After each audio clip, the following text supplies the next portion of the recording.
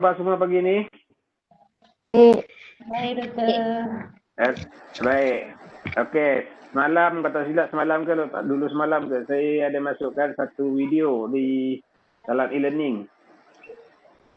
Dah tengok semua? Tak. Tak tengok? Nak. Saya Masuk. tengok ada 7 orang atau 7 orang tengok video tu. Cara nak menggunakan Webex. Oh. Okey, you boleh off kan you punya tu mic. You boleh off. Okey, you off kan you punya mic. Tan Molly, off you punya mic. Ya, doktor. Okey. Jadi saya ada masukkan dalam YouTube kaedah menggunakan Webex sebagai untuk mengajar kita punya practical punya subjek. Jadi practical base tu yang boleh kita ajar sekarang ni adalah macam lukisan teknik, introduction kepada lukisan teknik ataupun AutoCAD. Ya, itu dua saja yang rasa saya agak boleh dilakukan, tetapi sekiranya kita ada macam simulation ke, kita ada animation ke, boleh gunakan menghampiri kalau kita nak mengajar praktikal bagi machining, welding. Jadi yang tu kena cari yang ada di software yang ada di internet. Itu yang paling hampir lah saya nampak. Jadi itu cara untuk menghasilkan kita punya pengajaran nanti. Okey, jadi saya dah share dekat belakang tu you punya kita punya micro teaching ni saya dah ringkaskan. Yang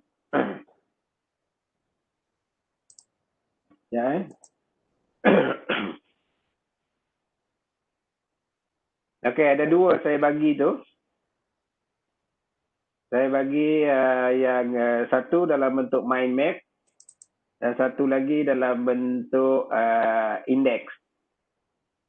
Okey, dalam saya punya komputer yang ini yang baru ni tidak ada perisian mind map tu, tapi saya telah printkan mind map ni untuk you all mudahkan you punya hidup lah. Okey, jadi yang ini adalah secara umum adalah saya gunakan mind map tool yang boleh diinstal, tapi kena bayar saya rasa mind map ni. Saya punya yang lama tu ada, tetapi yang baru ni tidak ada. Jadi apa yang kita lihat sekarang ini, hari ini kita bincangkan sedikit tentang micro teaching ni. Jadi kalau kita lihat apakah yang dikenali sebagai micro teaching. Jadi yang ini saya ringkaskan saja. Yang ini saya boleh. Share. Doktor tak share lagi. Tak share? Oh, tak share. Sorry. Macam mana? Okay, share content. Share. Oh, share content. Share content.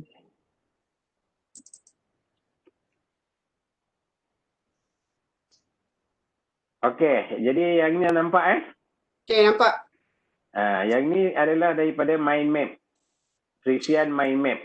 Jadi satu daripadanya adalah mind map. Mind map ini adalah dalam bentuk grafik. Jadi mudah you all punya hidup untuk memahami apa dia micro teaching tu. Kemudian lagi satu, mind map ini juga boleh dibuat dalam bentuk Excel. Yang itu bukan dalam bentuk grafik, tetapi dia dalam bentuk macam point form. Jadi kalau nak belajar yang dalam bentuk mind map dalam bentuk Excel tu, kalau you minta saya ajarlah. Okay. Jadi yang ini adalah konten kita. Jadi dalam micro teaching, apa yang dikatakan sebagai micro teaching? Micro teaching, what is micro teaching? Teaching of a small unit of content. To the small group of students. 10 hingga 6 hingga 10 orang. In a small amount of time. 5 hingga 10 minit. Jadi kita ambillah 10 minit untuk setiap pengajaran you. Boleh faham Teaching of small unit. Kecil sahaja unit tu. Diambil daripada kita punya subjek ataupun kita punya kurikulum di mana yang you minat, sama ada di college vocational, kemudian di sekolah menengah teknik, di sekolah harian biasa. Jadi ambil small unit daripada dalam kita punya kurikulum tu tadi. Kemudian kita punya ada persoalan yang lepas tanya boleh ke satu subjek? Tidak boleh satu subjek. Kita menentas subjek. Jadi jangan konten yang sama dia yang nak buat. Jadi kita ada 3 amali dan 3 teori. Jadi yang teori itu subjek-subjek yang berbeza-beza. Mengikut kita punya pengkhususan. You SPJ kemungkinan boleh menggunakan lukisan teknik. Kemudian mungkin untuk praktikal mungkin boleh menggunakan apa lagi subjek dalam apa lagi subjek Nurul dalam asas reka cipta. Asas reka cipta ada jadi banyak subjek-subjek tu. Jadi mentas subjek. Jadi kita ambil 3 subjek berbeza. Jadi supaya you tahu mengajar. Okey, kemudian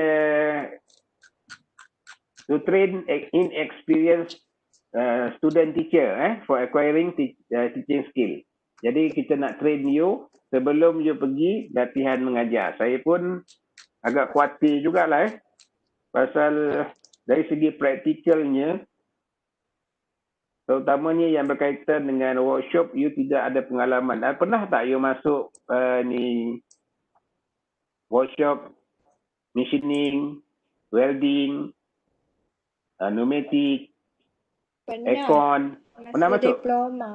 Masa diploma. Ada yang tak. Jadi untung sedikitlah sekiranya disuruh mengajar workshop berkenaan. Saya rasa you boleh buat. Tetapi mungkin yang tak ada tu, yang tak pernah masuk tu mungkin susah sikitlah. Yang tak pernah masuk auto, you option auto kan? Jadi yang masalah dia sekarang itu saja yang berkaitan dengan machining. Jadi saya khawatir jugalah apabila sekolah nanti untuk mengajar student pada mesin tu. Kalau lukisan kejuruteraan dengan AutoCAD saya rasa tidak ada masalah. Kemudian to improve the skill of experienced teacher pun boleh pakai juga sebagai micro teaching. Jadi kita tengok karakteristik of micro teaching ni. Duration of teaching as well as number of of student are less. Itu karakteristik dia. Content is divided into smaller unit. Kecil-kecil sahaja, jangan besar-besar. Kita gunakan 2 ataupun 3 objektif saja bagi sesuatu tu nanti.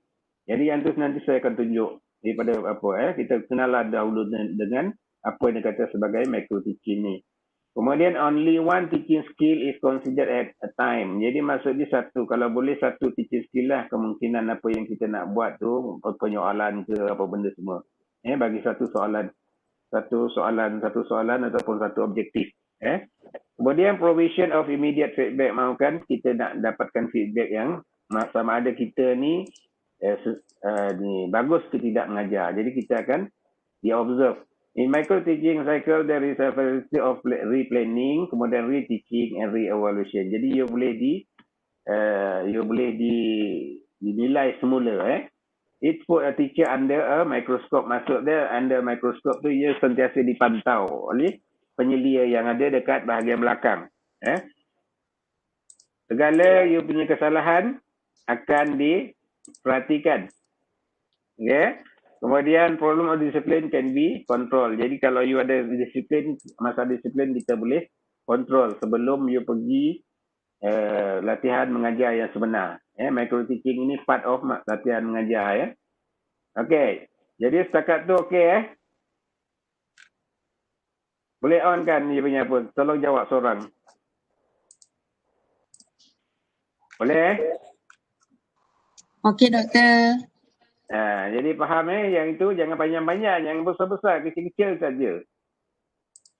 Okey, jadi Kemudian kita skill of micro teaching technique. Apa skill dia? Kita perlukan, kita perlu introduction skill. Dalam apa tu kita nak mengajar sesuatu, kita introduce kepada pelajar dahulu.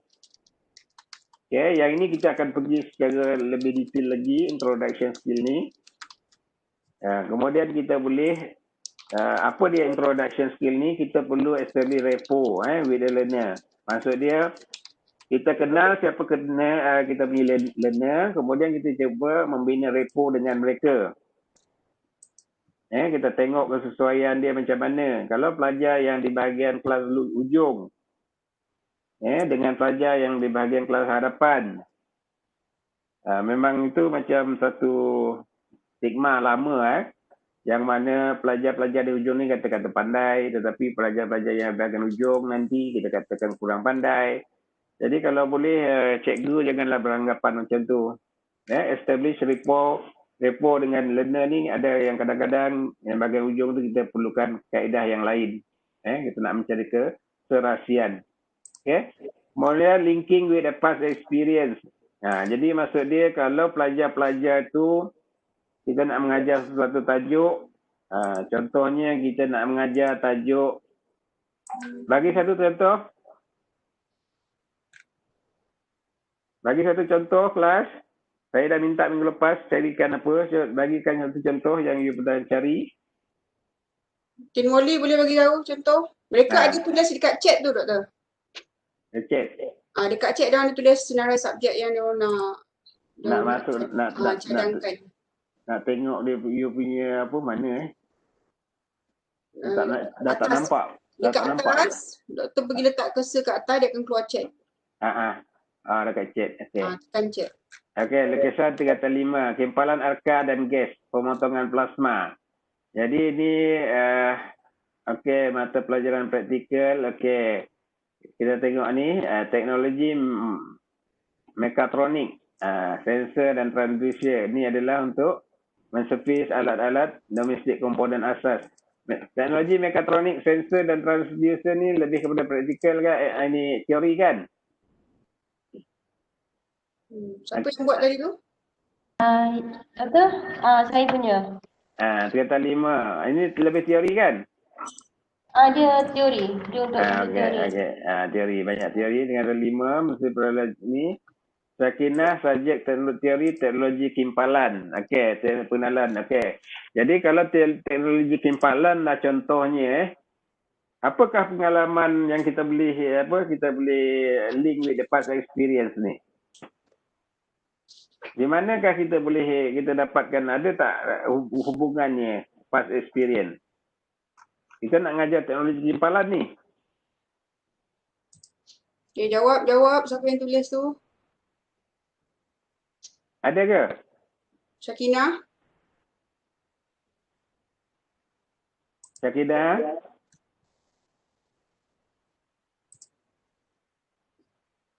Okey, kalau kita nak mengajar teori kekebalan, linking with the past experience, jadi experience yang di pelajar-pelajar kita yang ada. Contoh dia di sekolah menengah, college vocational.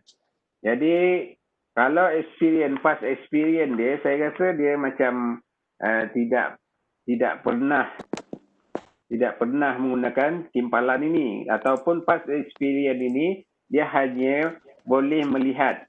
Kadang-kadang ada di antara mereka boleh pernah melihat ini teknologi kimpalan ini ataupun kimpalan ini digunakan dalam kehidupan seharian mereka. Dia melihat saja.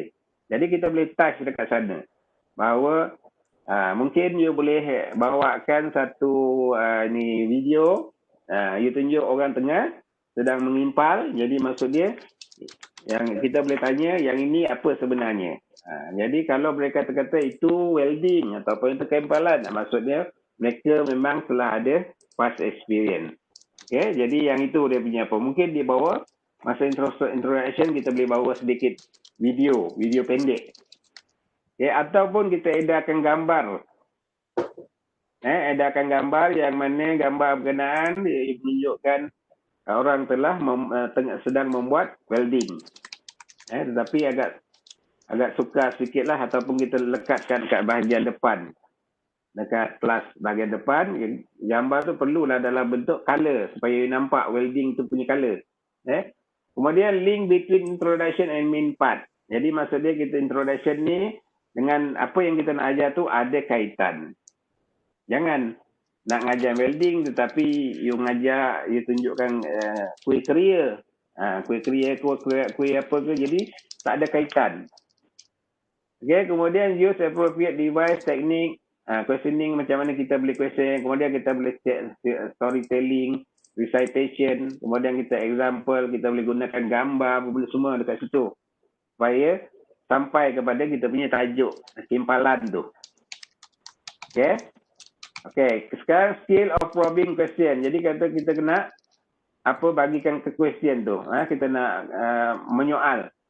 Okay, probing question are those which help the people to think in depth about the various aspect of the problem. Jadi penyoalan kita tidak berapa jauh. Sebenarnya kita tanya what, when, who, how, where. Kalau kita boleh tukar-tukar, kita tukar sajalah. Saya yang pelajar-pelajar saya pernah katakan dululah bahawa saya pernah menggunakan analogi pisang. Pisang ditanya, apakah pisang, bagaimana pisang ditanam, nah di manakah negara pengeluar pisang, apakah produk-produk pisang. Jadi soalan itu you boleh gunakan dalam you punya penyoalan ni. Okay, kemudian by asking such question again, teacher make the people more thoughtful. Jadi tanya dia soalan lagi sekali, jadi kita boleh dapat ini skill untuk menyoal ni. Satu daripada skill menyoal ialah kita perlu melihat siapakah audien kita, kemudian mata dan tonasi perlu diberi perhatian. Mata tu, gerakan mata tu, maksud dia kita ke tepi, kiri, kanan, depan, belakang, tengah.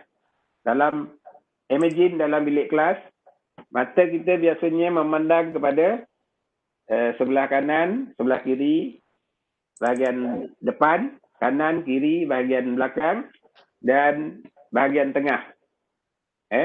Jadi yang kita kena bertanya selalunya tonasi kena betul. Jangan lemah saja. Soalan-soalan yang kita tanya itu perlu ada strength dia. Okay? Kemudian pelajar-pelajar tu kalau kita tanya what, when, who, how, where to 5 W1H itu, kita boleh bawa pelajar tu belajar dengan lebih dalam lagi lah. Jangan kita asyik tanya how ataupun kita tanya what saja. What tu dia terlalu level yang terlalu rendah. Kalau how, biasanya pelajar perlu mencerahkan ataupun perlu mendapatkan jawapan. Okay, jadi kemudian kita tengok skill of explanation. Use a simple language. Jangan berbelit-belit. Kita punya bahasa tu biarlah bahasa yang terus. Jangan berbelit-belit. Jadi siapa nama anda, ke mana anda pergi, apa yang anda buat. Jadi kalau boleh simple language, jangan terlalu panjang persoalan tu. Jadi maksud dia kalau kita bercerita tu jangan terlampau panjang melek-lek yang kita tidak boleh contoh ayat-ayat yang berbelit ialah kejap saya contoh ayat kejap.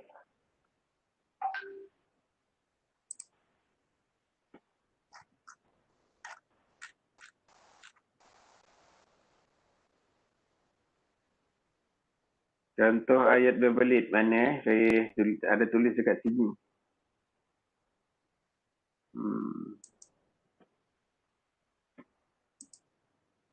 Kadang-kadang tak jumpa dia punya masa kita apa tu kita tak jumpa tu, tapi bila fine. Sampel ayat berbelit. Contohnya pakcik tua bini dah mati. Contoh ayat berbelit. Apakah ayat simple dia? Apakah ayat simpelnya? Boleh jawab. Tan Molly. Tan Molly. Syakina. Syakina. Siapa nak jawab tu? Pakcik. Terincang mati. Apa perkataan pendek yang ringkas tu, yang jelas tu? Pakcik tua bini dah mati. Jadi perkataan yang paling jelas sekali, yang paling mudah sekali apa?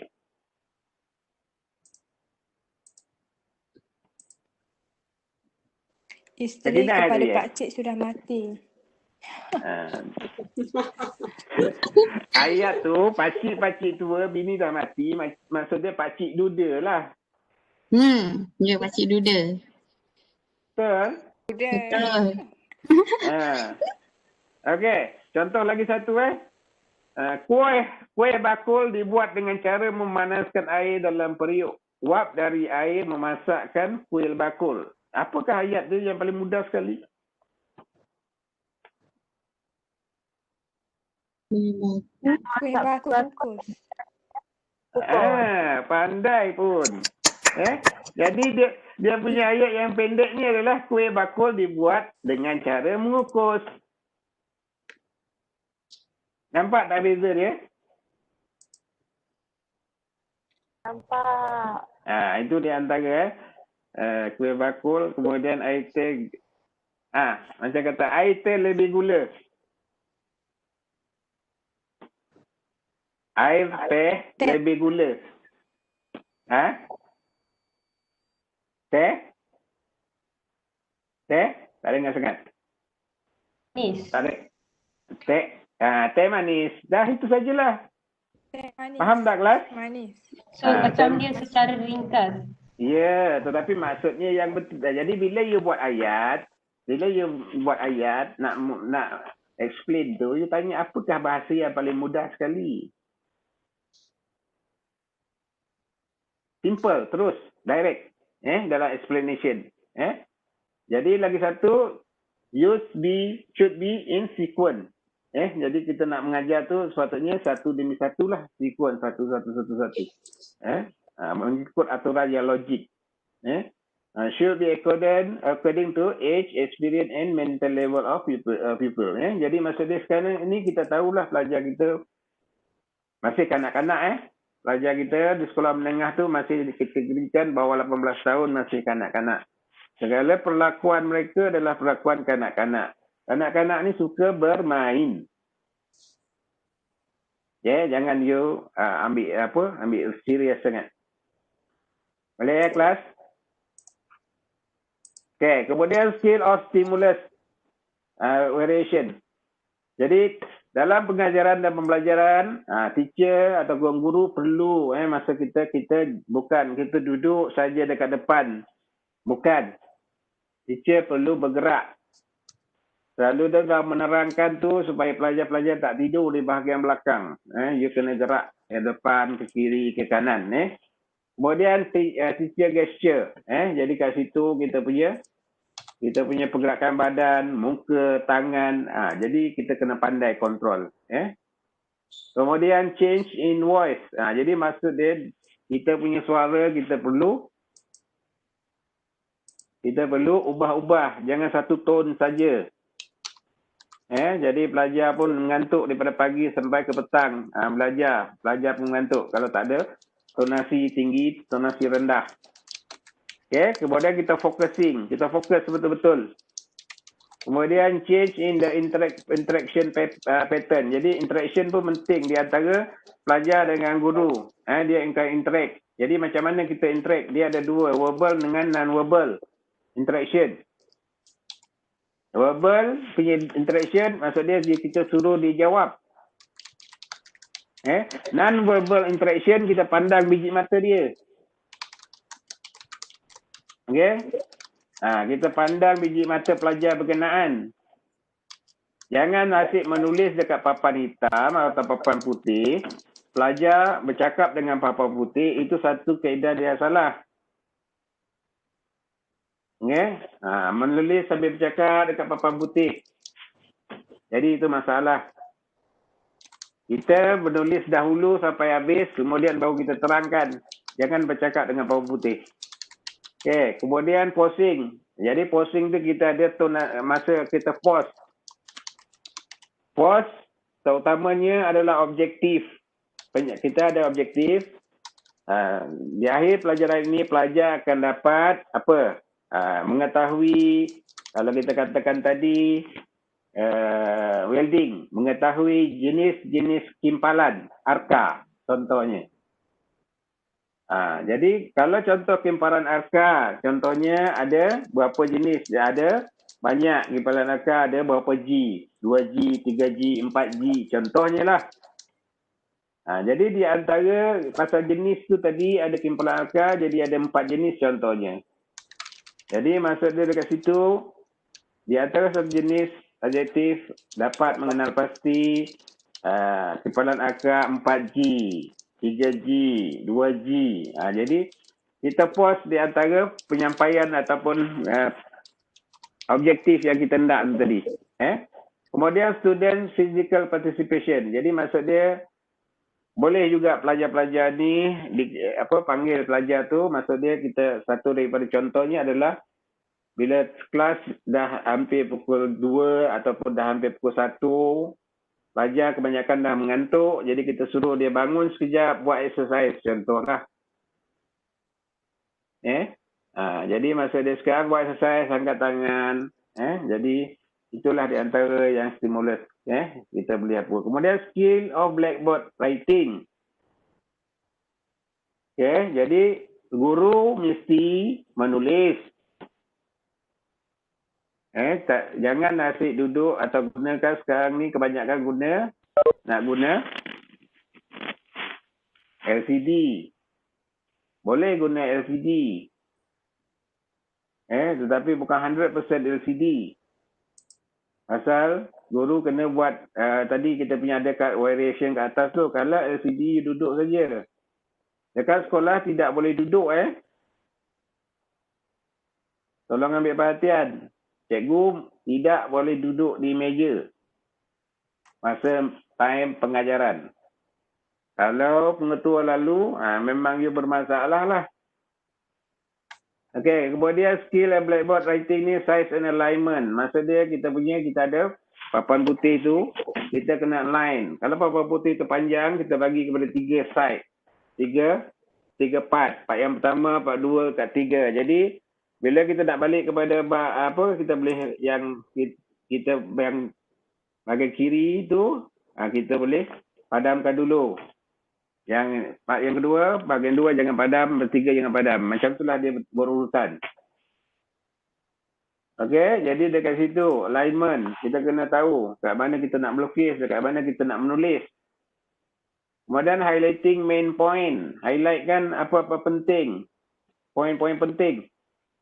Okey, kemudian utilization of the space, kita boleh guna size dengan alignment tadi, utilization of space kat mana kita boleh guna. Okey, blackboard summary, dekat mana kita nak letakkan summary. Jadi dalam kita blackboard writing tu correctness, ketepatan, position of teacher and contact with the people. Jadi masa kita menulis tu, pastikan kita punya content tu tidak terhalang. Kita tulis ini, content tidak terhalang kita punya dengan pelajar. Pelajar mesti nampak. Jadi ada masanya kita punya konten terhalang oleh kita punya badan.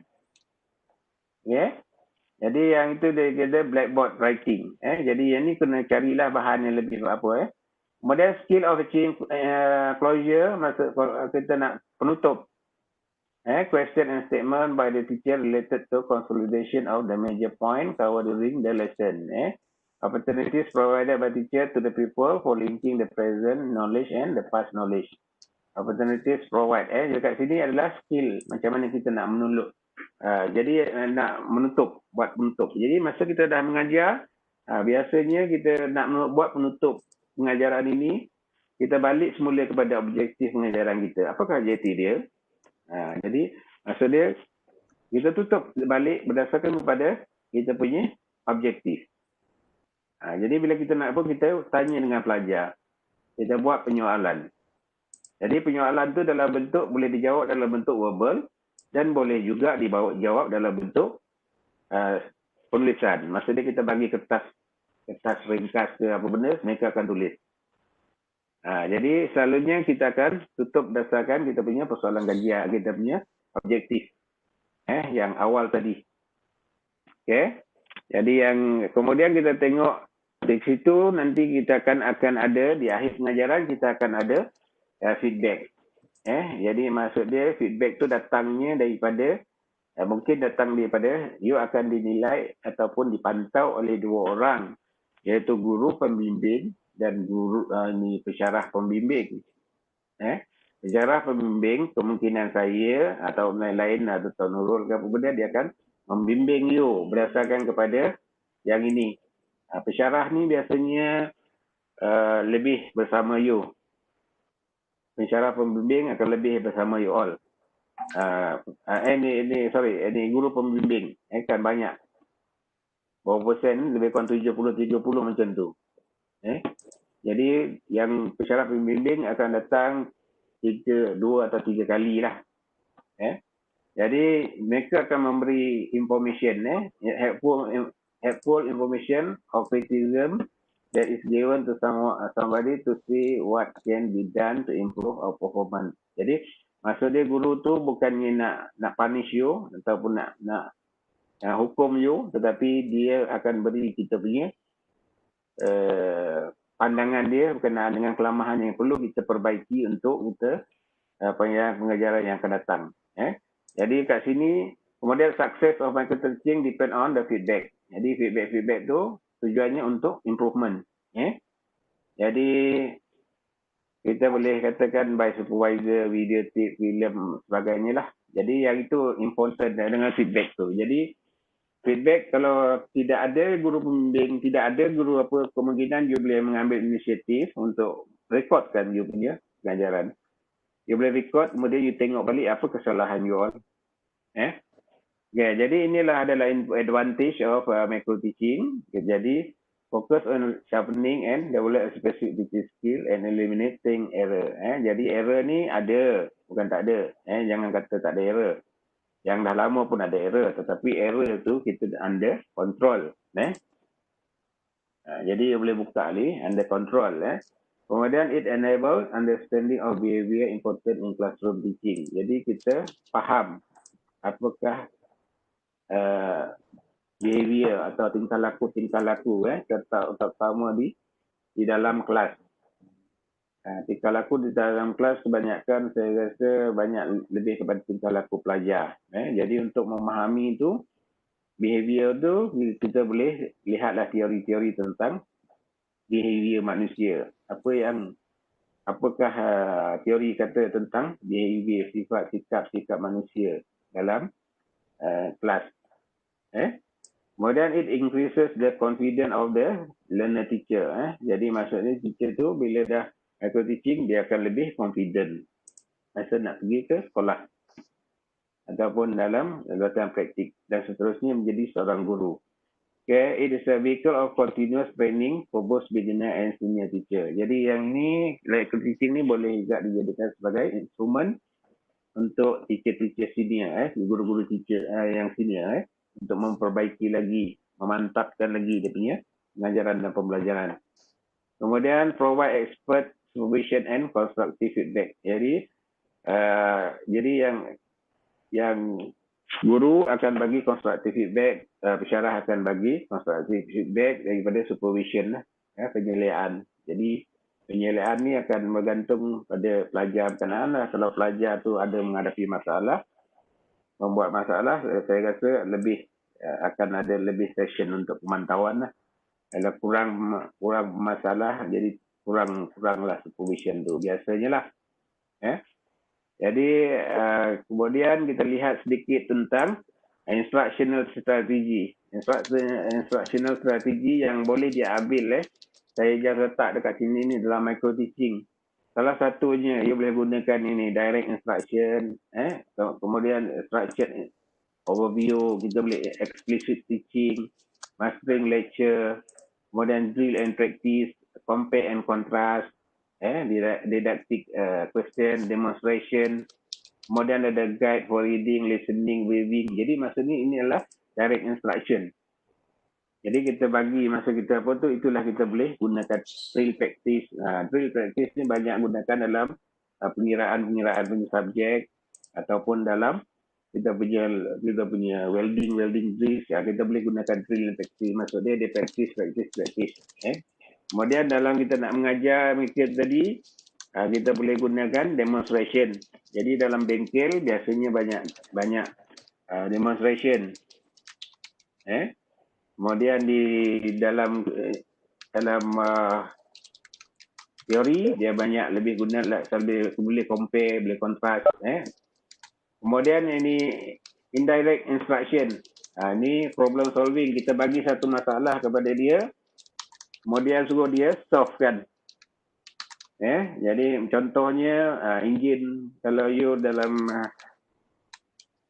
you lebih kepada enjin, mechanical engine, jadi you bagi enjin, minta dia solve kan. Maksud dia you tarik satu wire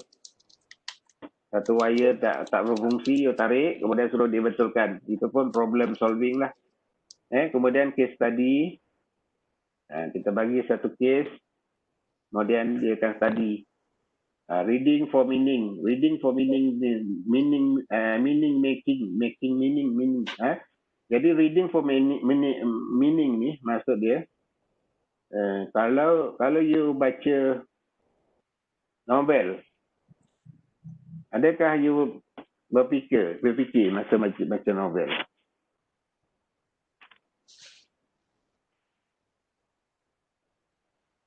Adakah you fikir? Nurul Ain? Berfikir doktor.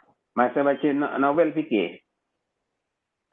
Dia macam kalau dia buat something tu kita mesti macam tanya kenapa dia buat macam tu, semua benda. Mesti ada sebab kenapa dia buat. Yelah, tapi dia punya aras berfikir kalau dengan matematik macam mana? Matematik?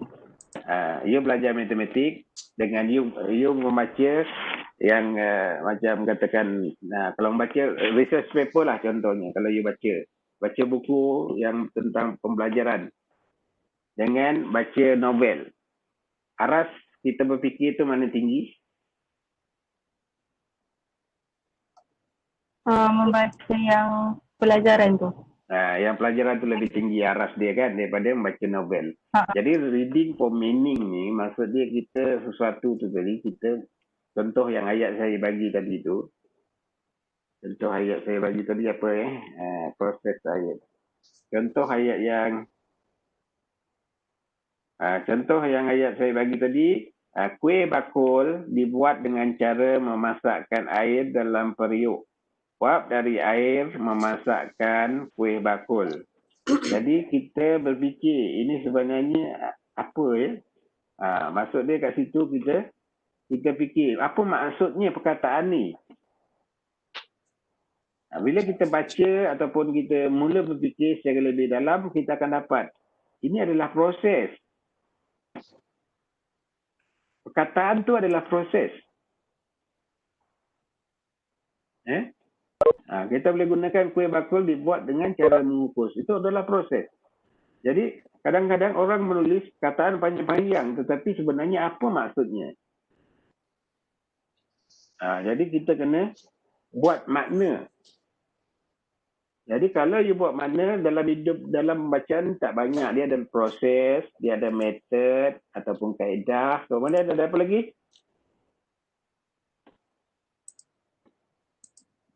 Ada proses, ada metod, lagi ada apa?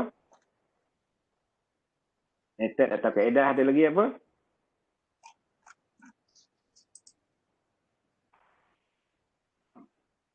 Plus? Strategi. Strategi, lagi?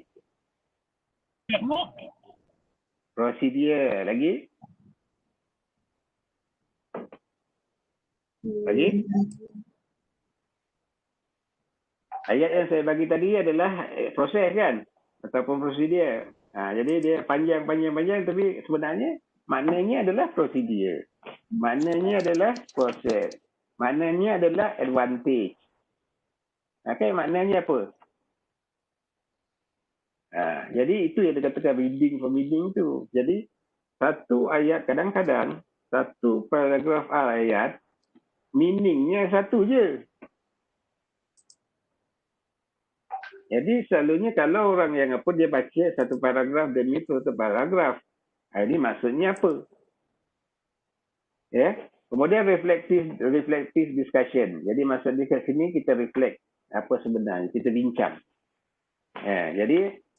Jadi maksud dia sekarang ni dalam kelas ini pun saya nanti yang ni di akhir ni you kena buat reflective discussion selepas ni dengan kawan-kawan you, apa yang kita belajar, dan you buat satu reflection hari ni bersama 6 orang ni. Lepas kelas ni kan, lepas saya berhenti, you pakai meet, you discuss apa sebenarnya yang dapat, dan you keluar dengan satu discussion, satu live. Jadi semua masuk untuk reflection energi, semua masuk dekat sana.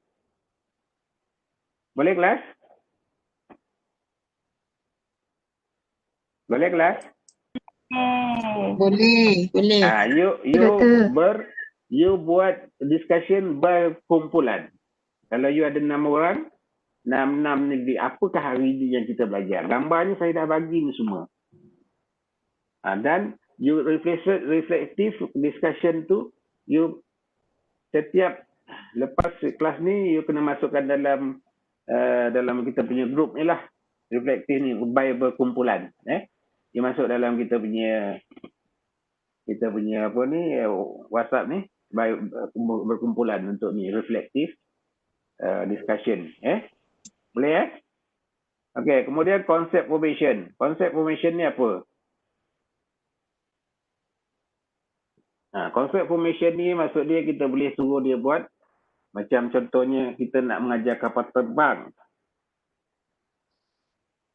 Jadi kita boleh suruh dia buat guna konsep formation tu yang Japanese punya apa nama Tuan Nurul ada yang lipat-lipat kertas tu namanya apa Tuan Nurul?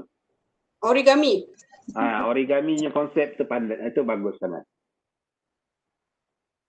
Ya, kelas. Tu kita boleh buat. Jadi konsep formation tu kalau kita mengajar kapal terbang, kita boleh lipat kertas, tunjukkan macam mana kapal terbang tu lebih kurang.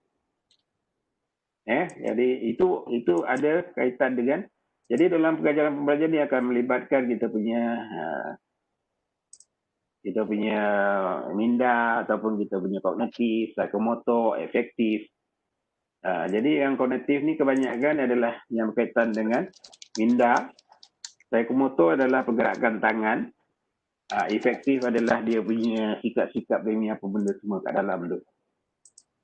Jadi kalau kita gunakan konsep formation tu menggunakan origami tadi, kita punya psikomotor boleh berjalan. Sambil kita mengajar tu kita boleh latih psikomotor sekali. Tangan. Kemudian konsep map. Konsep map ni kita yang macam saya tunjuk ni lah. Boleh dibuat secara tangan dan boleh dalam bentuk visual.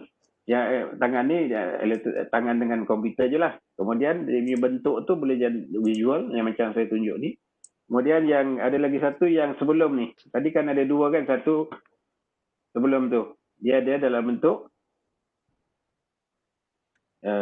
jadi saya nak share juga yang ini supaya dia penting. Saya stop sharing yang ni dulu. Okey, jadi saya ambil yang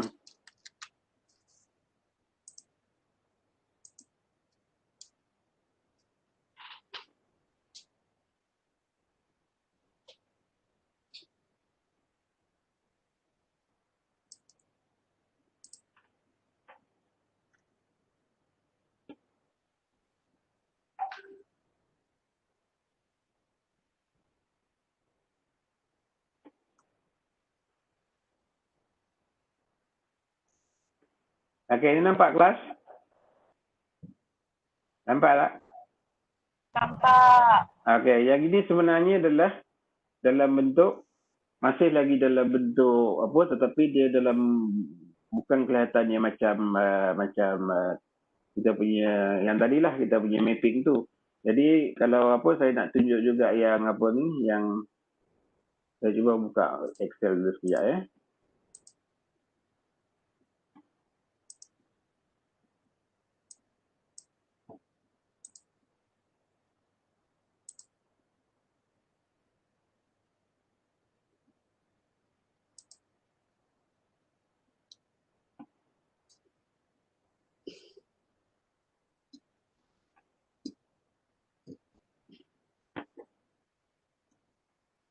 Jadi kita bentuk ya, ini sebenarnya yang kita belajar tadi adalah dalam bentuk indeks. Yang ini pun indeks tetapi dia tidak ada tunjuk apa. Jadi saya tunjukkan dalam bentuk Excel.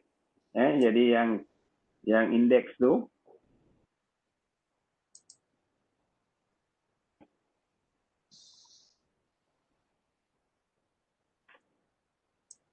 okey, jadi sekarang ini saya share yang bentuk Excel ni saya sharing dulu yang ini. Okey.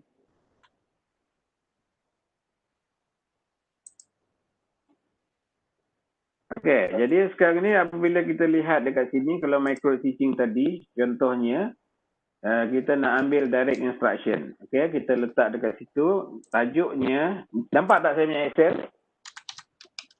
Nampak. Okey, kita punya apa jadi kita kasih dia adalah micro Teaching. teaching. Jadi you mudah belajar macam ni. Okey. Teaching, teaching. Okey, teaching. T-E-A-C-H-A-N-G. Okey. Apa tak keluar ada buat teaching. T-E-A. Teaching.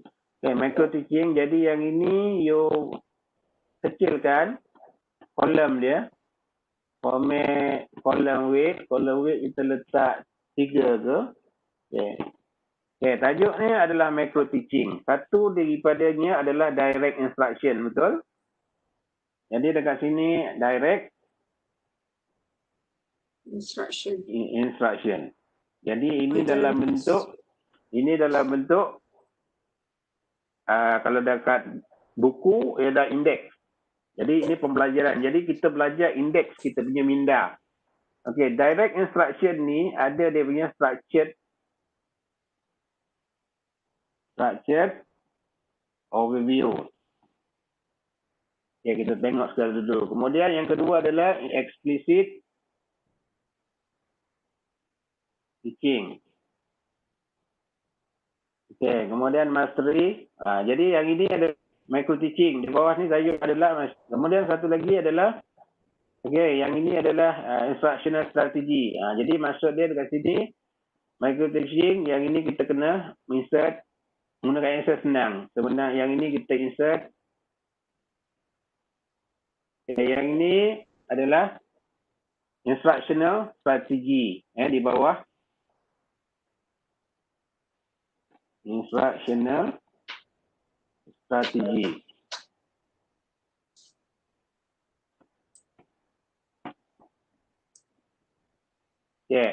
Jadi dekat sini ada lagi kan? Tajuk tadi lagi apa lagi? Dekat sini apa lagi? Ni kan, what is micro teaching? Yang ini boleh tambah lagi. What is micro teaching? Okey, nampak tu kelas? Di bawah ni ada point.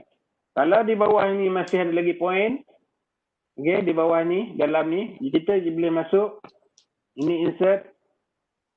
Jadi yang ini kita boleh tajuk bawah structured overview ni mesti katakan A. Contoh. Nampak tak kelas? Tolong on you punya apa? Tolong on you punya. Nampak. You faham maksud saya apa yang cuba saya bagi dekat you ni? Faham? Faham, doktor. Maksud dia yang ini adalah kalau kita jumpa adalah indeks di bahagian belakang buku. Jadi kita belajar supaya kita indekskan kita punya minda dalam masa kita memahami sesuatu. Jadi di sinilah kita kena gunakan indeks. Jadi seberapa panjang dalam Excel ni kita boleh tambah-tambah kalau banyak lagi. Kalau ada sub bawah ni kita boleh insert sini. Kita boleh bawah tajuk ni pula, bawah tajuk AAA ni ada BBB. Jadi apa yang saya ajar kat sini yang ini adalah mapping ni. Mapping ni agak terhad dia punya spacing. Bila dia terlampau besar sangat kan dia agak terhad. Tetapi yang ini tidak terhad. Branching ini tidak terhad. You boleh panjangkan branching ni lagi. Jadi yang ini dan yang belakang ini yang Excel dengan mind map yang saya tunjuk yang tadi adalah Okay, yang ni saya apa dulu?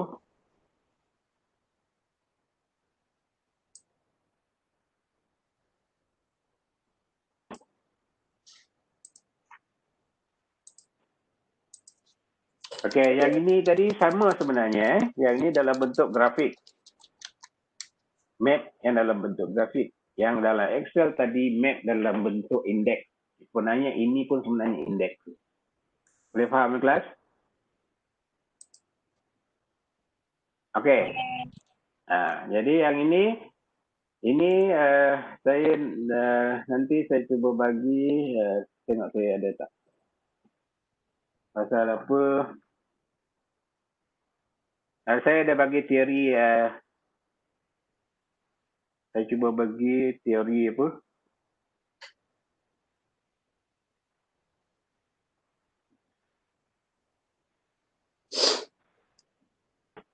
Okey, Dr. Nurul ada nak apa dulu Dr. Nurul? Sambung. Sambil.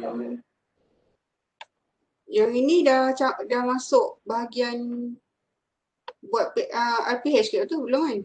Belum.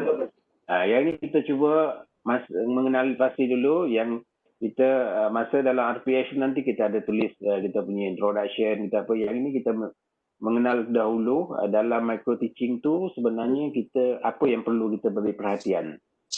Okey. Jadi yang RPH tu kita akan start minggu depan menulis tu. Jadi kita nak apa tentang teori pembelajaran. Jadi maksud dia dalam kita nak menyediakan RPH tu nanti kita ada background. Ada apa? Ada kita punya maksudnya ada guide. Ada guide. Kita ada guide bahawa kita belajar teori-teori pembelajaran, learning theory. Learning theory tu saya cuba masuk kat sini. Learning theory. Sekejap. Jadi Dr. Nurul boleh apa dulu dengan Okay. Right, so saya nak minta kamu recap apa yang Dr. Amir terangkan tadi. Yang dikatakan pembelajaran terus tu apa? Ataupun direct instructional. Boleh seorang jawab tak? Secara overall lah. Direct instructional. Ataupun pembelajaran terus. Saya tanya Rosina boleh jawab? Apa yang dikatakan tadi doktor? Ha? Saya terlepas yang bahagian tu tadi, tak dengar. Okey, yang awak tak terlepas apa? Yang banyak tu awal-awal yang awak tak terlepas. yang what apa yang dimaksudkan dengan micro teaching tu. Okey, apa itu micro teaching? Kenapa dia tak makro? Kenapa dia micro? Micro ni dia maksud dalam satu kumpulan yang kecil. Dia tak boleh, kalau makro tu rasanya banyak. Micro ni dia dalam bilangan yang kecil saja dan masa pun pendek je. Okey. Ada apa lagi nak tambah pasal micro teaching? Itu je. Konten yang kecil konten tu kecil je. Konten yang kita nak ajar tu daripada kurikulum tu kita ambil satu part yang kecil daripada kurikulum tu. Dia doesn't matter berapa ramai yang dengar ketika sesi tu, tetapi apa yang kamu nak ajar tu yang menjadi mikro. Benda yang kamu nak ajar tu yang di mikro kan, bukan audience kita yang jadi mikro. Benda yang. Maksudnya kalau out of dalam satu topik tu ada 10 konten dalam tu, kan? Dan apa yang kamu rasa kamu boleh ajar dalam masa 1 jam, dan itu yang dinamakan micro teaching. Dalam masa 1 jam tu apa yang kamu kecilkan benda tu, jadi dalam masa 1 jam boleh ajar. Contoh macam itulah. Sebab tu kita namakan dia sebagai rancangan mengajar harian, sebab dalam satu hari berapa banyak je kamu boleh ajar. Faham tak, Rosna? Dan yang lain-lain juga Faham. Okay, so that's the meaning of micro teaching lah. Dia bukan necessarily audience yang mendengar, tetapi adalah konten dalam pengajaran yang kita nak buat tu sendiri. Okay? Boleh. Alright. Okay, kelas. Ni saya dah share ni. Dia kita punya teori-teori pembelajaran ni. Teori-teori pembelajaran ni dia secara umumnya ada apa nanti ada behavior, kognitif, konstruktif. Jadi maksud dia di sini apabila kita nak mengajar tentang kognitif, subjek-subjek yang banyak kognitif, biasanya subjek matematik. Apa lagi? Yang terlibat dengan kognitif ni banyak. Jadi kita melihat kognitif ni adalah yang berkaitan dengan otak, minda. Kemudian yang behaviorism ni adalah tingkah laku. Okay? Constructivism ni adalah kita membuat sesuatu, macam kita nak buat inovasi, kita nak buat apa, jadi kita gunakan. Inilah guide kita, guide teori-teori kita memahami aspek pengajaran kita tu. Jadi jadi masa you menyediakan apa tu nanti, yang ini saya tak baca, dia takkan baca secara apa, you all akan baca ni sendiri. Jadi yang tetapi masa kita menyediakan RPS nanti, kita ada guide yang mana kita ambil. Kalau kognitif, kita gunakan yang kognitif. Macam mana? Apakah kognitif yang berkenaan? Yang perlu. Jadi kita ada dipantau atau di guide dari sesuatu. Bukan kita buat sendiri-sendiri, tak. Okay? Jadi ini adalah tentang pelajaran tadi. Dr. Nurul tanya tadi, adakah ini nak masuk RPS? Ini bukan masuk RPS, tak masuk lagi. Jadi kita adalah memahami dulu situasi yang dalam kelas tu nanti. Yang saya tunjukkan tadi adalah apakah ada micro teaching, macam mana micro teaching itu dibuat, apa kebaikan micro teaching. Jadi sekarang ini yang RPS tu kan ada satu lagi, ada format dia nanti. Jadi macam mana dia nak tulis, kemudian sebelum kita tulis tu kita mesti melihat dahulu kurikulum. Kita mesti melihat dahulu kurikulum yang ada di sekolah, di tempat yang anda target untuk anda apa tu nak pergi ataupun nak buat pengajaran mikro tu, sama ada di sekolah vocational, sekolah teknik ataupun sekolah harian biasa. Jadi kita ambil part kecil, konten yang kecil aja. Dekat situ kita buat linear dekat dia punya objektif. Jadi kurikulum tu kita boleh dapat secara formal, sama ada di kementerian punya website, saya pun tak pasti. Kemudian kalau tidak pun you boleh dapat guru daripada guru yang ada. Jadi di sana nanti bila kita nak buat minggu depan nanti kita akan masuk revise belum taksonomi. Saya tulis dekat kita punya WhatsApp ni. Revise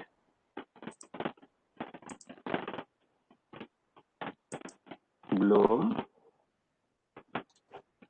taksonomi. Jadi yang ini ada, kalau you type nanti dapatlah revise belum taksonomi ni. Jadi dia ada pengetahuan, aplikasi. Jadi kemudian ada lagi dia punya aras-aras tu. Jadi kita akan menulis kita punya RPS itu berdasarkan kepada revise belum taksonomi ni. Jadi macam mana kita nak tulis nanti, Dr. Nurul pandai tu, ABC apa benda semua tu adalah kat situ. Jadi adalah jadi belum taksonomi ni kita gunakan untuk membuat kita punya objektif pengajaran. Contohnya kita nak mengajar jenis-jenis kimpalan. Contohnya. Jadi kita kena buat bacaan dulu. Jenis kimpalan ni ada berapa jenis. Jadi kalau jenis-jenis kimpalan, kalau kita katakan jenis-jenis kimpalan, tak bagus perkataan tu. Sebab kimpalan tu banyak. Terlalu besar. Jadi kita gunakan jenis-jenis kimpalan arka. Itu spesifik. Atau jenis kimpalan gas. Itu spesifik. Jadi itu yang kita kata tadi, bila kita menulis objektif, kita spesifik. Dia jadi kecil. Jadi, ataupun kalau kita nak menulis jenis-jenis kimpalan arka 3G. Pun boleh. Jadi skop kita tu kena jelas. Ataupun apa benda yang kita nak ajar tu kena jelas. Objektif kita tu kena jelas. Jadi kalau kita katakan nanti jenis-jenis kimpalan arka. Jenis kimpalan arka, jadi konten tu nanti dalam konten kita kena tulis. Apakah jenis arka tu?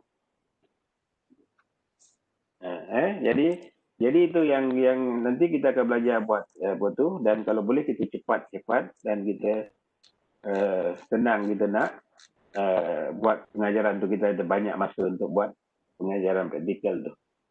Okey.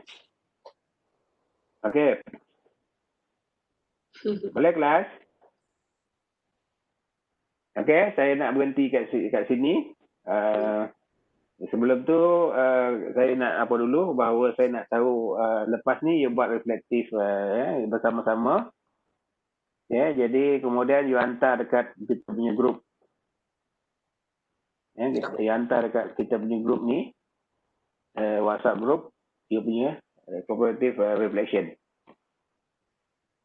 Okay, on kan you punya mic.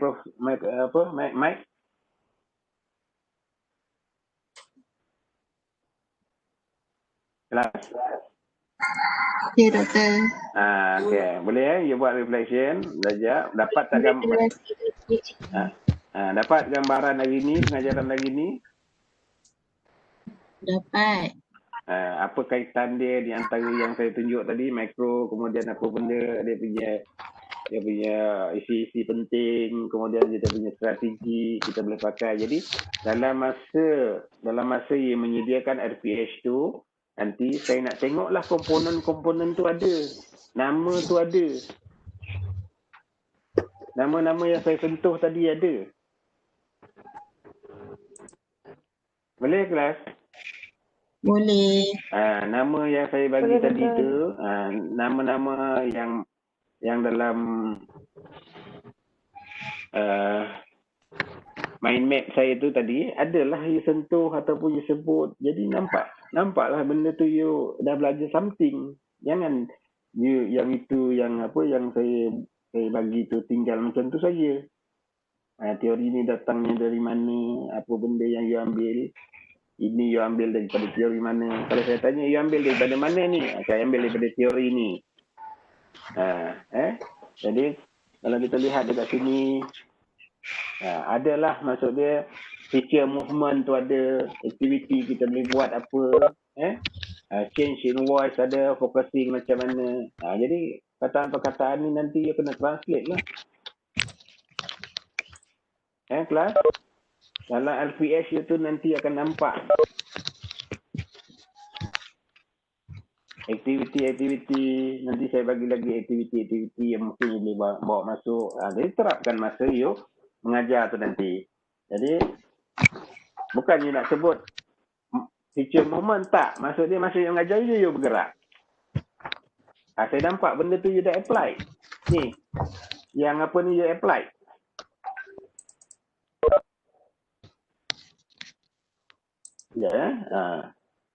Jadi dalam masa you mengajar ni, benda-benda ni, yang ni, you perhatikan ni, you dah apply benda-benda ni, betul?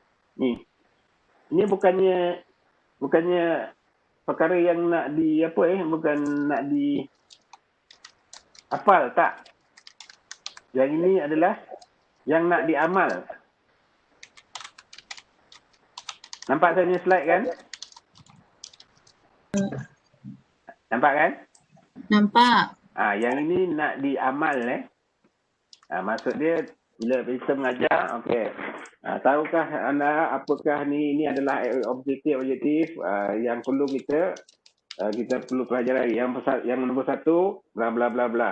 Berhenti sekejap. Yang kedua, baru sambung bahagian kedua. Bla bla bla bla, berhenti sekejap. Itu kita mengamalkan pause.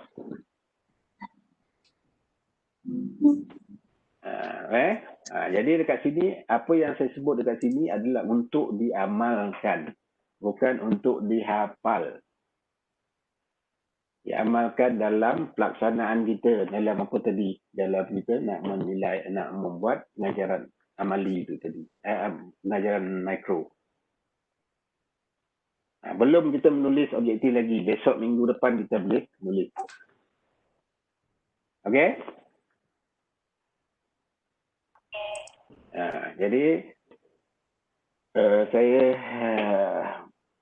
berhenti kat sini. Ada Nurul, ada apa pun nak cakap?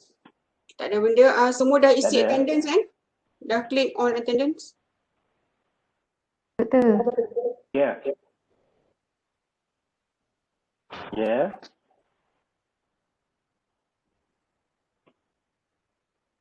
Boleh, ada apa pun nak tanya? Apa yang cakap tadi tu?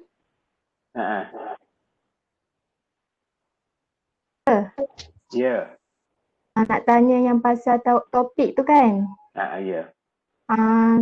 Yang AutoCAD tu memang wajib ada dalam praktikal. Pasal kita ada 2 subjek saja yang membolehkan kita praktikal sekarang. Kalau tak ada software macam mana doktor? Tak ada apa? Software dia.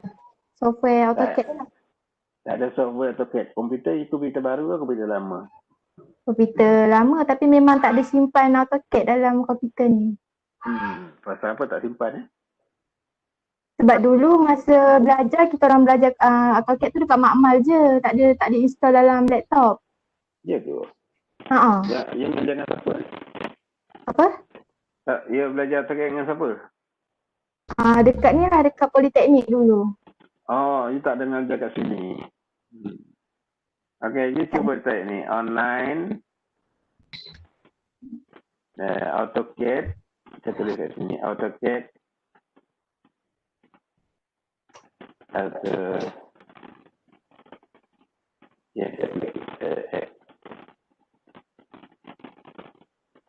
Okay, saya tulis dekat apa ni? Dekat kita punya ni. You cuba type dekat apa? Online AutoCAD apps.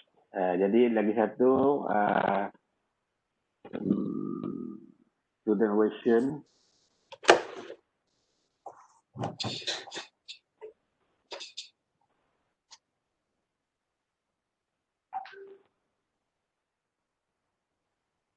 Okey, ni kita saya ada lagi ni online AutoCAD application, kemudian AutoCAD student version. Cuba tengok ni dulu yang ini saya rasa tak perlu install, tetapi tak tahu ada bayar ke tidak, saya pun tak tahu. Tapi jangan, kalau boleh jangan bayarlah. Okey, AutoCAD student version ni dia ada bagi student version. Kalau dekat US, macam anak saya daripada US itu ni, dia diberi selama 3 tahun. Student version. Tetapi di Malaysia ada yang beritahu saya tadi 1 tahun saja diberi. Okey, cuba tengok ni dulu, tengok ni dulu. Kita agak apa? Mungkin ada masa sikit dah. Boleh kelas lagi? Okey. Nah. Ada lagi?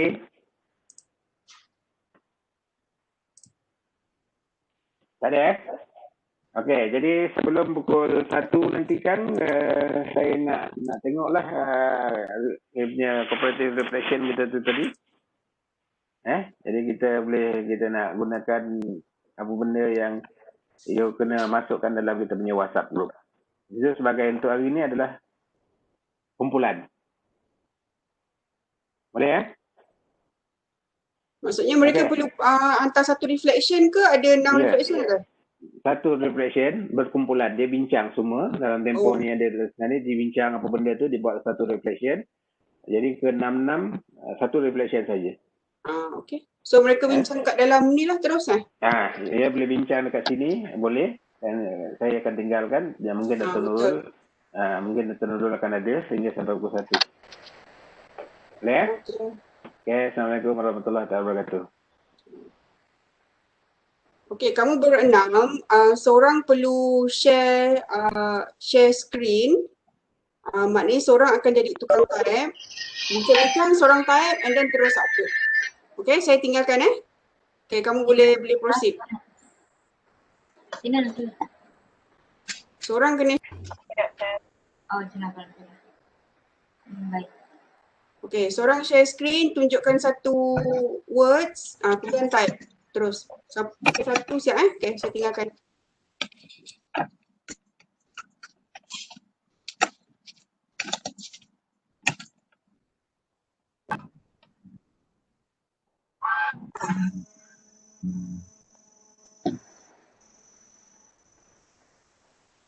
Geng. Gucci geng. Siapa yang nak type? Aku guna phone.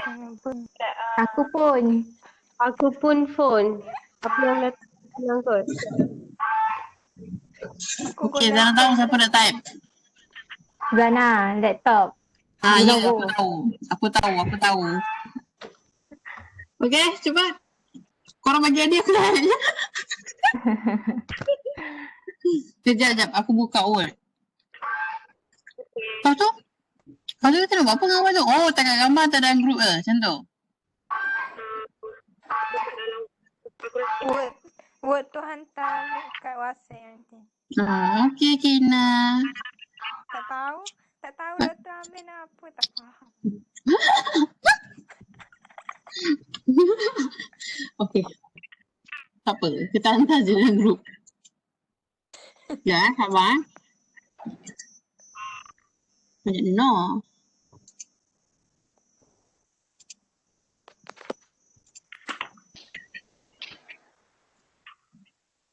Kalau mah.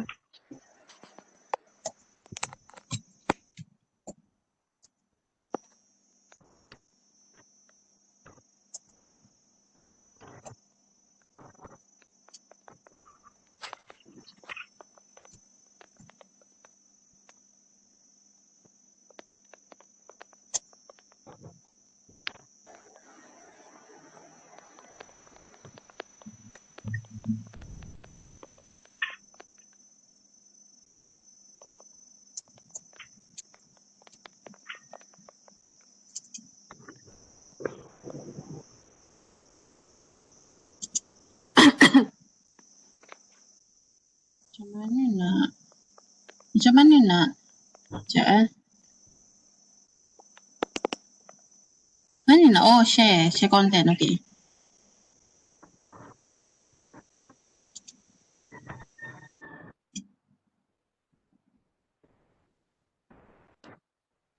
Okey, guys, nampak tak? Nampak. Okey. So, Sekejap.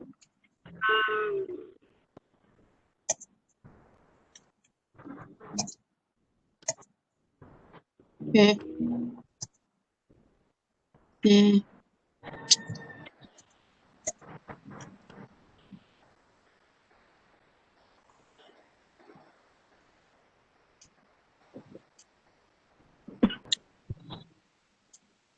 Allah.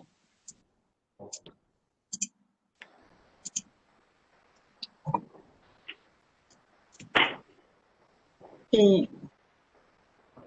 Nak buat poin-poin je lah ke ataupun buat ayat panjang? Poin-poin je.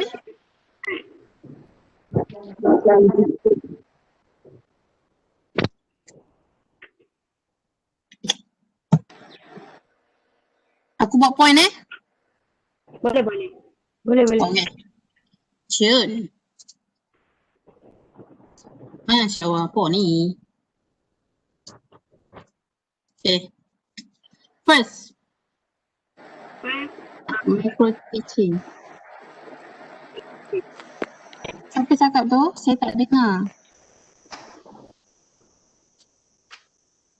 Maksud So, micro teaching. Tengok mengetahui Definisi. apa micro teaching. Kenapa dia full? Kami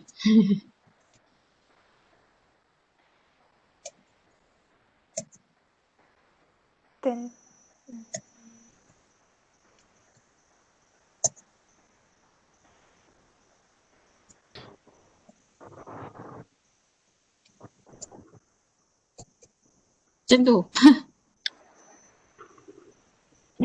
pengajaran mikro, boleh kan Melayu? Okey.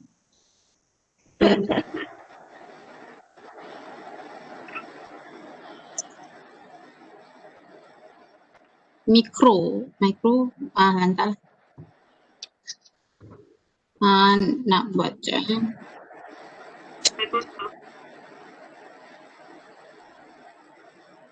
Tadi doktor kata apa? Macam like kita kecilkan. Bukan audiens yang kecil. Kita punya soalan. Topik tu dia kecilkan pembelajaran. Topik tu. Kecilkan topik. Kecilkan. Oh, kecilkan. Sorry lah. Aduh, Zina ni. Kecilkan topik pembelajaran. Ikut masa. Answer siapa tu? Answer saya. Rosna. Oh, Rosna punya answer. Kak Ros ada answer ke? Ada gangster. Oh, dah lupa lah. Pasal ada answer.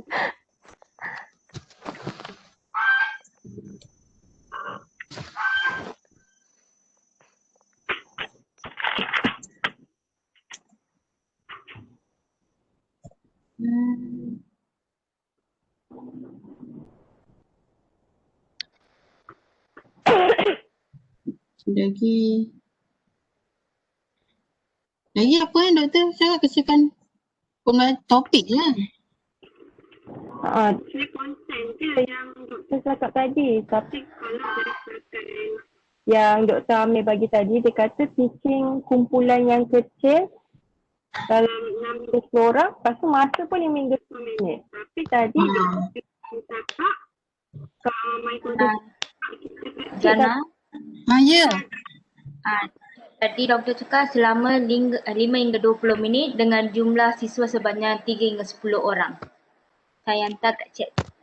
Okey. Jangan type.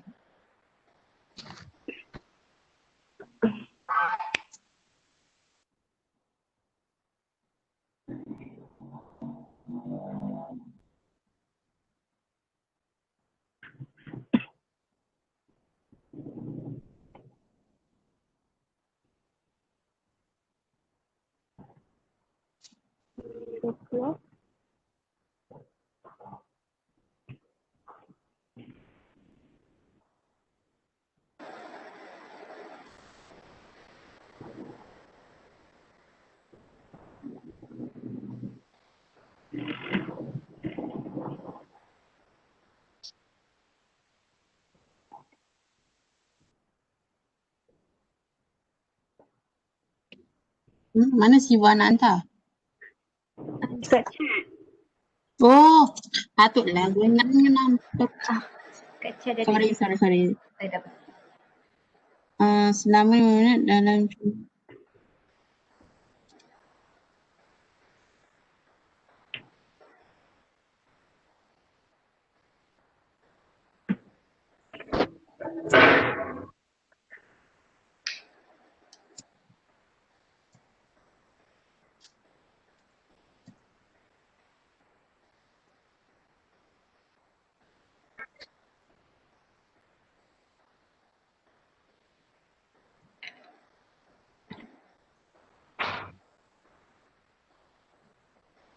Untuk memberi pengalaman kepada ya. Itu boleh.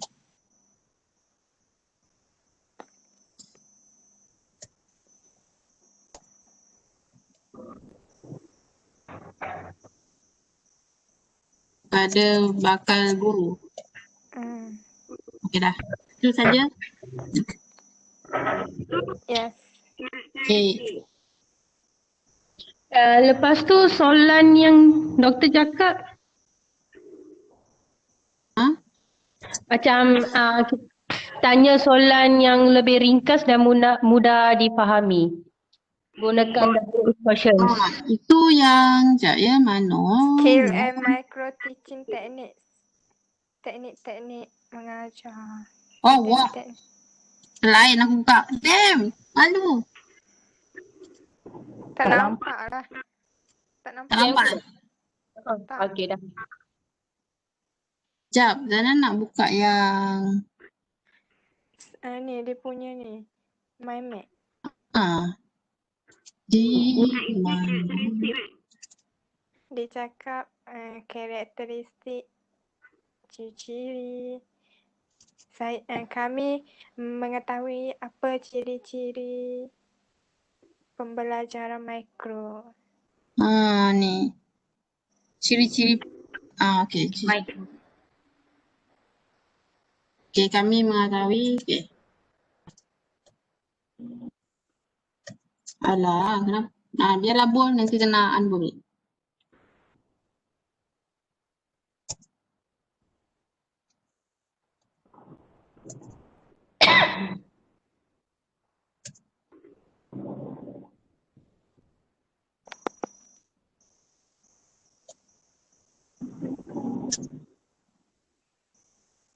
Di Microsoft jadinya weh.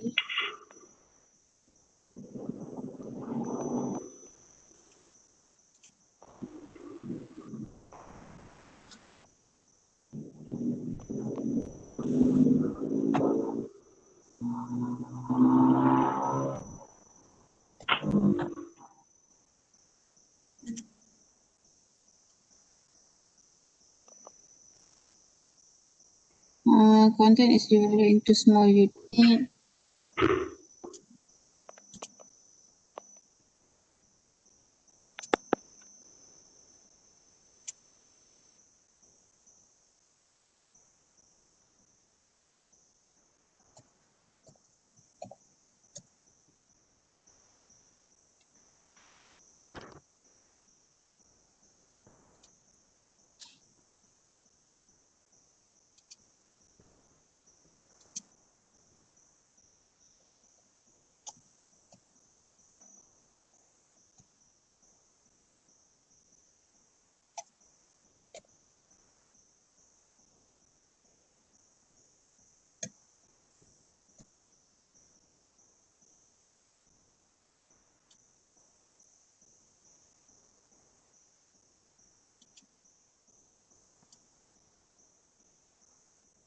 Bukan satu skill modul.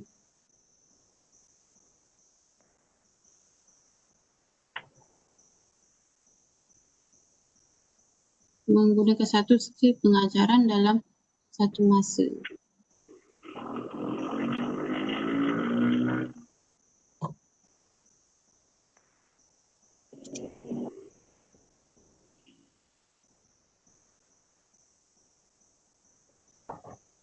Ada posisi.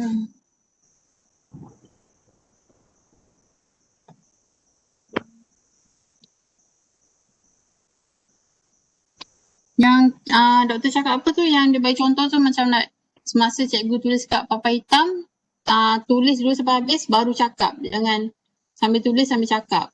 Kan? Oh, Yang tu ciri-ciri bukan. Itu sebenarnya strategi. Ataupun skill. Skill of micro teaching. Dia bukan ciri-ciri. Skill. Oh. Yang aku type ni betul. Kau type apa yang ada dalam map. Memang pun dah. Ikut turutan aku perhati. Dah tak ada idea. Ui, Dekat mana? ciri-ciri letak yang ni kot, yang all the fault of the teacher are observed. Kiranya kesalahan waktu kita mengajar tu akan perhatikan kita. Macam nak cakap? Kesalahan. Oh. Macam muhasabah diri lah. Ambil? Cikgu dapat melihat kekurangan Kekurangan kita waktu mengajar. Cikgu dapat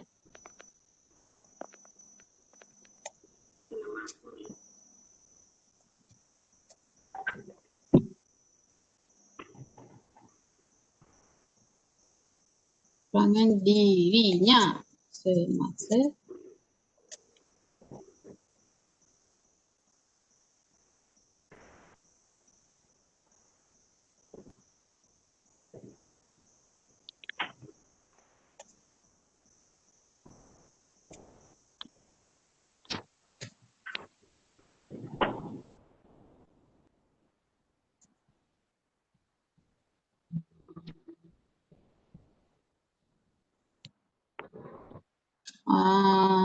dan memperbaiki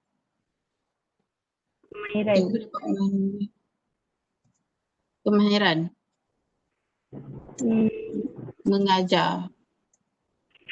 Boleh. William.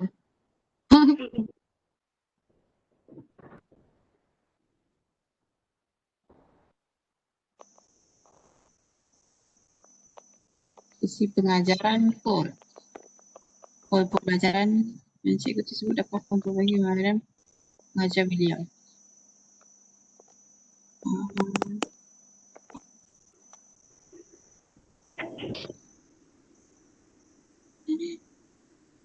Okay, lagi next. masuk nombor 3 ke? Micro-teaching kot. Ha? Ya, tambah.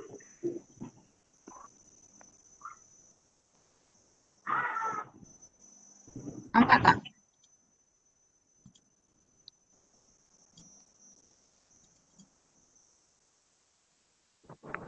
Establish report skill of my teaching.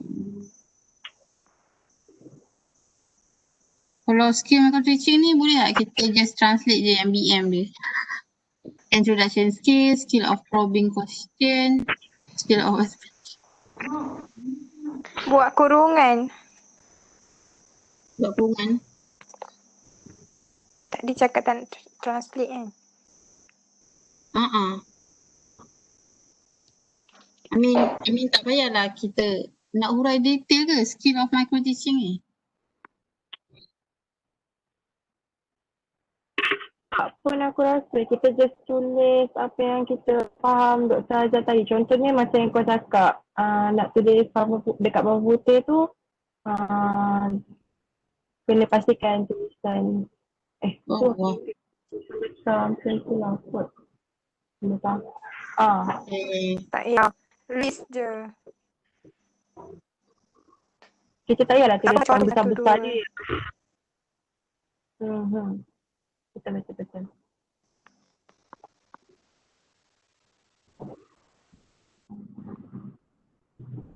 Contohnya macam permulaan kelas, kita kena pandai tarik student untuk nak dengar apa yang kita cakap.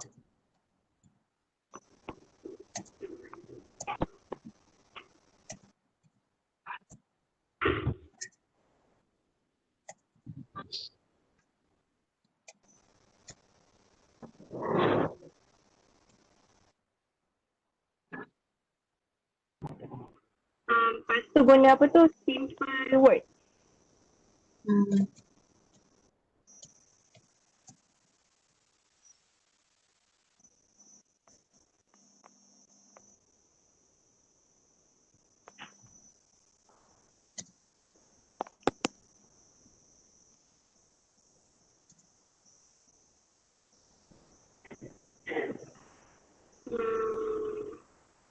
Jangan, oi. Okey.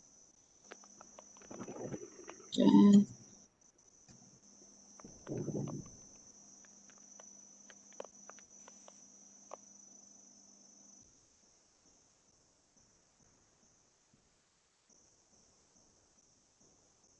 Macam mana nak cakap yang tulis dulu kat paper hitam? Tak dengar. Yang tu kan yang doktor cakap, cikgu kalau time tulis kat whiteboard jangan cakap. Papan tulis penting dalam meningkatkan pembelajaran pelajar. Macam mana Siva? Papan tulis penting dalam meningkatkan pembelajaran dari segi penjelasan. Oh, okey. Papan tulis penting dalam meningkatkan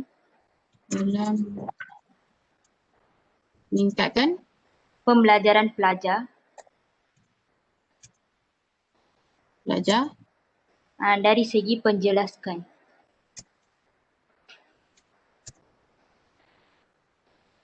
Penjelasan?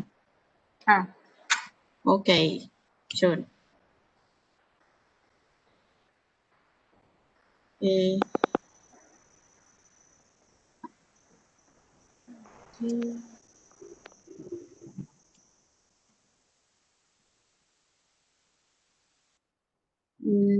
Lagi.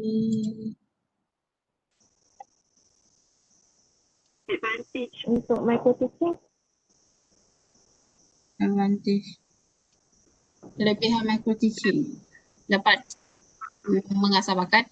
Mengasah bakat lah. Maksudnya dia advantage of micro teaching tu.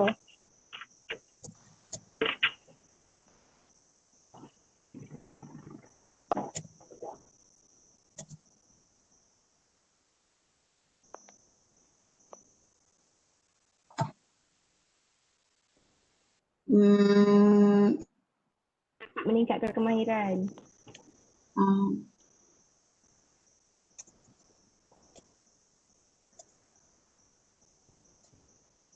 dapat meningkatkan confidence.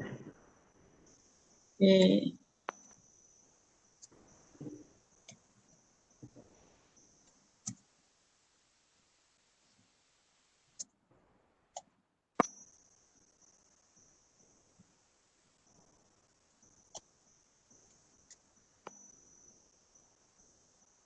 Dapat belajar teknik mengajar yang betul.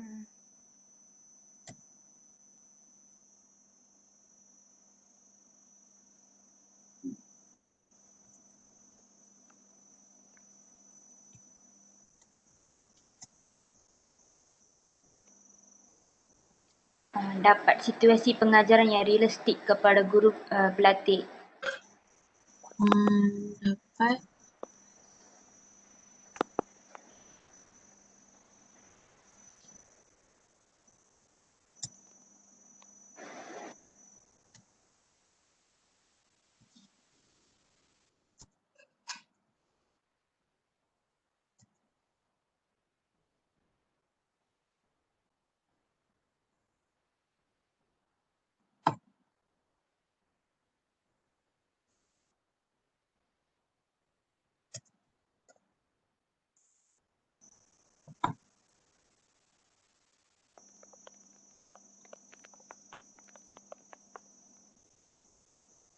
okey dah, tu je.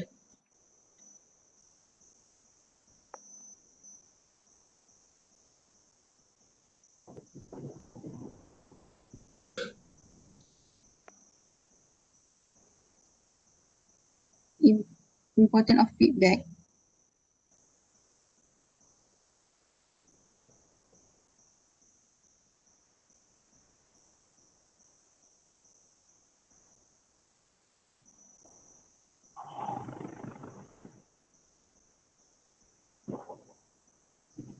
Kelebihan feedback. Next, kita nak pergi yang mana satu? Instructional strategy ataupun important of feedback? Feedback Aku rasa buat instructional strategy kot. Ha? Instructional strategy. Okay. Instructional strategy tu bahasa Melayu macam mana? Strategi instruction. Tulis je lah bahasa Inggeris, tak apa kan, campur-campur. Boleh kot. Strategi memberi arahan contoh. Strategi? Memberi arahan. Instructionnya bukan memberi arahan tu. Memang lah. Strategi memberi arahan tu. Pelik dengar. Strategi. Buat itulah BI tak boleh. Hingga apa? Okay, tak apa. Campur je. Ni tak ada markah kan? Tiba. Okay.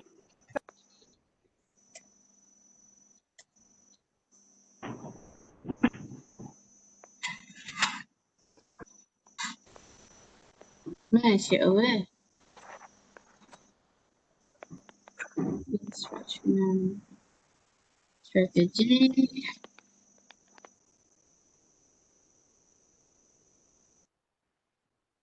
Direct instruction.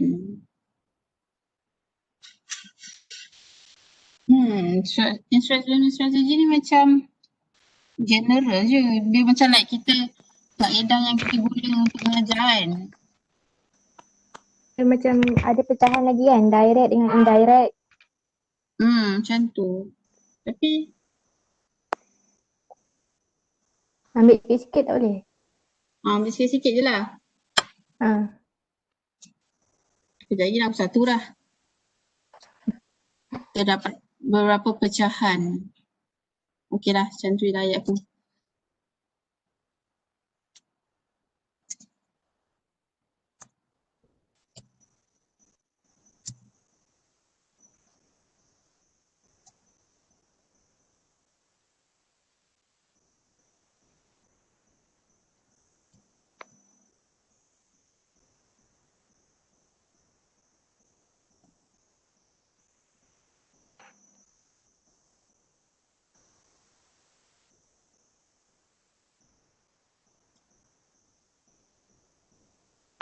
Structure.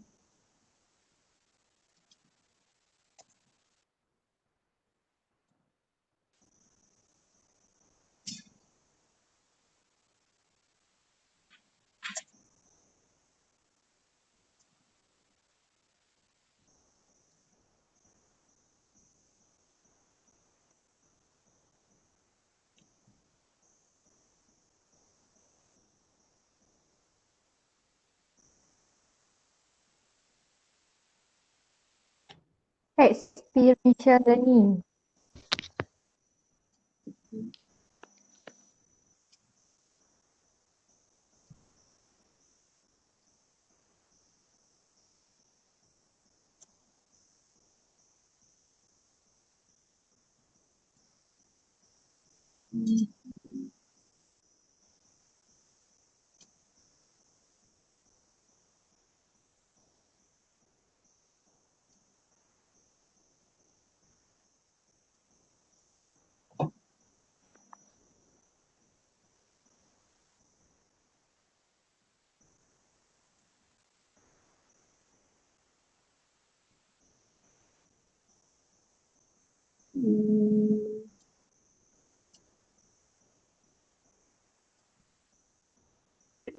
Population overlay tu kan, bagilah satu contoh. Sebagai contohnya, guru memberi soalan yang membuatkan murid berfikir di luar kotak ataupun lebih tinggi. Yang macam doktor bagi contoh, bezakan kita baca novel dengan baca buku pengajaran. Mana yang akan membuatkan kita lebih berfikir. Apa lupa ayat yang berbentuk tu.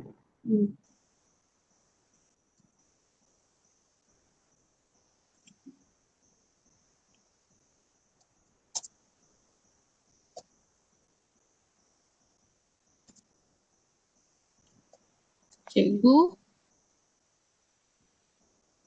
Memberikan soalan atau pelatihan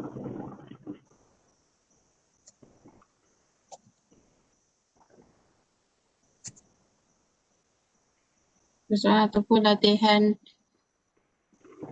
yang akan membuatkan yang akan Ratipan. menguji pemikiran murid. kemampuan berfikir. Boleh.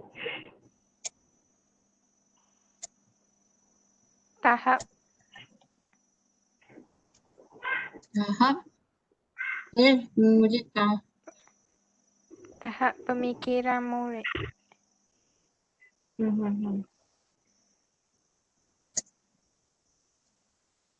Oh, wow. Okay.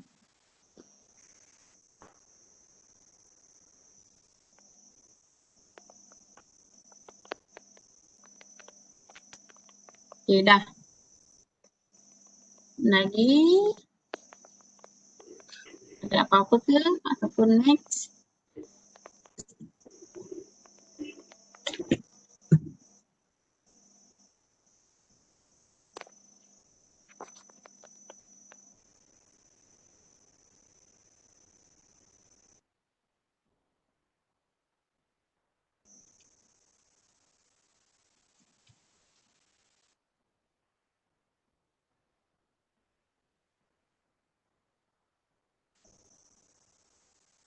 Aku pergi yang ni yang last kali, point last kali tu important of feedback. Kepentingan feedback.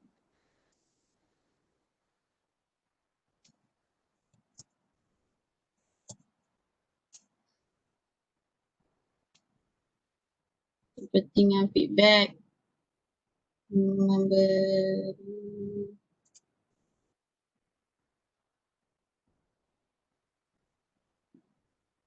untuk memperbaiki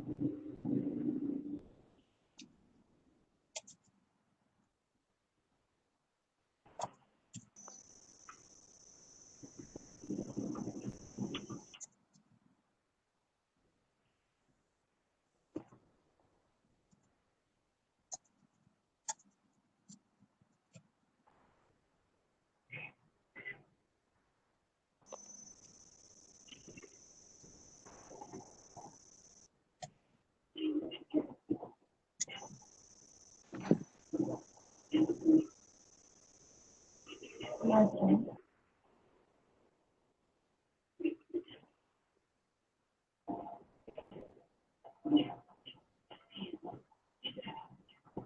Kenapa feedback daripada pelajar? Yang ni bukan ke micro ni lecturer kita yang akan bagi feedback ke kita. Bukan pelajar. Okey, feedback dari pensyarah. Daripada senior kita, Senior cikgu lah. cikgu senior. Cikgu senior cikgu.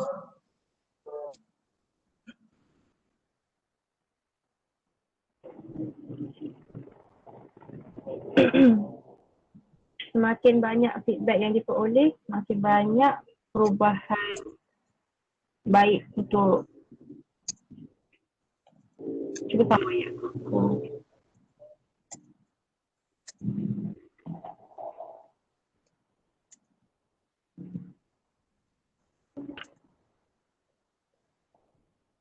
Semakin banyak feedback nervous. Wow, macam buat ayat sign. Semakin banyak feedback invoice, makin bagus. Makin baik.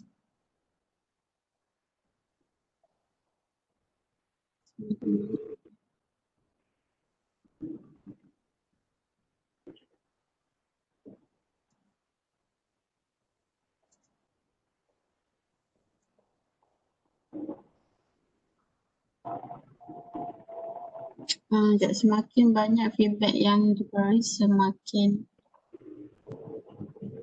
Banyak perubahan. Ya. semakin banyak.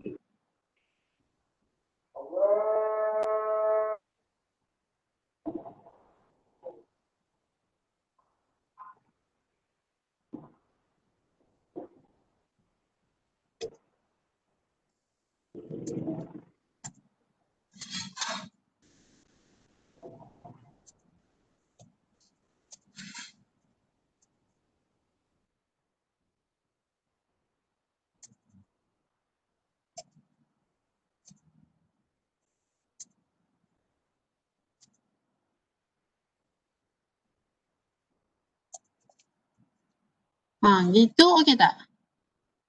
Okey. Okey. Memantapkan lagi. Apa tahu ayat. Okey dah. Dah tu je lah. Dah 1-3 minit dah pun. Dah. Aku save. Nanti aku hantar dalam group PDF Okey Zana, thank you. Thank you Zana. Okey. Macam mana nak dapatkan balik ni? Siap ke? Dah. Okay. Make sure save. Okay, saya matikan Okey. Okay, thank you semua. Assalamualaikum. Thank you Doktor. Wassalam. Jangan lupa solat Zuhur makan. Okey, insyaAllah. Okay, InsyaAllah. bye. Okay, bye-bye.